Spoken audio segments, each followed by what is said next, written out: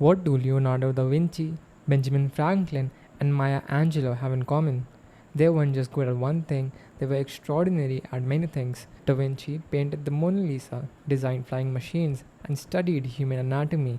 Franklin was a scientist, inventor, writer, diplomat, and a founding father. Maya was a poet, author, civil rights activist, dancer, and film director. These people were polymaths, individuals who cultivate expertise across multiple, often unrelated fields. And here's the controversial truth: in an age of hyper specialization, becoming a polymath might be your greatest competitive advantage. Today, we're diving deep into the art of being a polymath. A true polymath develops significant competence and often mastery in multiple fields that inform and enhance each other. Polymaths go deep. They achieve genuine expertise in multiple domains, creating a rich interconnected web of knowledge.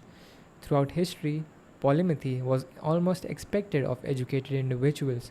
During the Renaissance, the idea of Renaissance man embodied this perfectly. These individuals studied mathematics, art, music, literature, science, and philosophy as complementary pursuits, not competing ones. Today's polymaths might combine programming with behavioral psychology, or architecture with environmental science, or music with neuroscience.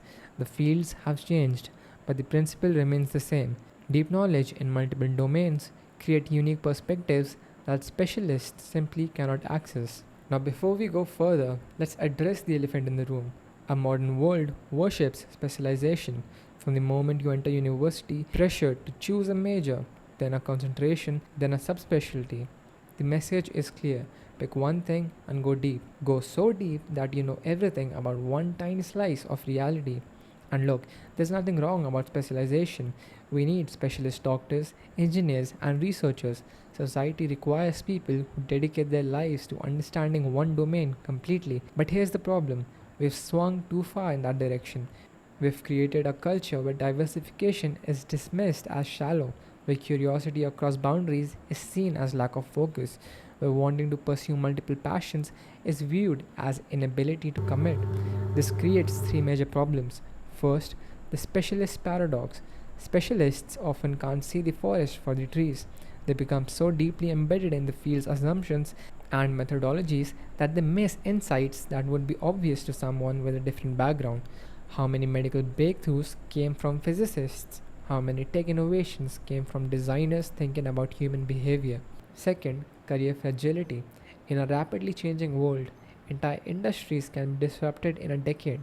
If your entire identity and skill set is wrapped up in one narrow specialty, you're incredibly vulnerable. But if you have deep knowledge across multiple domains, you're anti fragile. You benefit from change and uncertainty. Third, and perhaps most importantly, the fulfillment factor. We are wired to explore, to learn, to connect disparate ideas. Forcing yourself into a narrow specialty when your interests are broader can lead to a sense of incompleteness, of potential unfulfilled. The polymath approach isn't about rejecting depth, it's about recognizing that true mastery often comes from connecting multiple deep wells of knowledge. Innovation rarely comes from within a single field. The most groundbreaking ideas emerge at the intersection of disciplines. Steve Jobs famously attributed Apple's success to standing at the intersection of technology and liberal arts. His study of calligraphy influenced the typography of the Mac. His understanding of design thinking transformed how we interact with technology. When you master multiple fields, you can perform what I call conceptual arbitrage, taking ideas that are common in one field and applying them to another where they are revolutionary. Biomimicry in engineering, game theory in biology, design thinking in business, all of these emerge from polymath thinking. Here's something fascinating. Learning a new field actually changes how your brain processes information. When you learn music, you strengthen pattern recognition. When you study languages, you enhance your ability to see multiple perspectives. When you practice mathematics, you develop logical reasoning. Polymaths essentially give their brains a more diverse toolkit. They can approach a problem from multiple angles because they have trained their mind to think in multiple modes. This isn't just theory. Neuroscience research shows that cross training your brain in different disciplines creates more robust neural connections and may even protect against cognitive decline. Here's what I want you to take away from this video. Being a polymath isn't about being superhuman or having unlimited time. It's about making a conscious choice to cultivate breadth alongside depth, to honor your natural curiosity, and to play the long game with your intellectual development.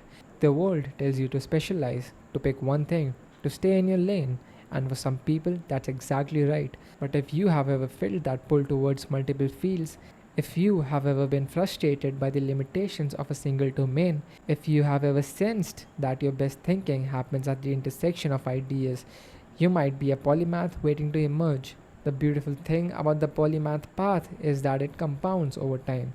Every field you add doesn't just give you more knowledge, it exponentially increases the possible connections, insights, and unique perspectives you can generate. 5 years in, you'll look back and be amazed at how your different areas of knowledge inform and enhance each other in ways you couldn't have predicted. Remember, some of the most impactful people in history were polymaths, not because they were smarter than everyone else, but because they refused to limit their curiosity. They built bridges between islands of knowledge that specialists couldn't see. Your constellation of expertise, your unique combination of deep knowledge across multiple domains, nobody else will have the quite same combination. That's not just interesting, it's genuinely valuable in a world facing complex, multidisciplinary challenges. So start today. Choose your fields, commit to your 5 hours, build your knowledge deliberately, patiently, and with the confidence that you're developing something rare and powerful. The art of being a polymath isn't about mastering everything, it's about masterfully combining the things that matter most to you. Remember, specialization is a choice, not a requirement. You have permission to be fascinated by multiple things. You have permission to grow deep in more than one direction. The world needs more polymaths. Maybe you're one of them. Until next time, keep learning, keep connecting, keep synthesizing. Thanks for watching. Like and subscribe for more.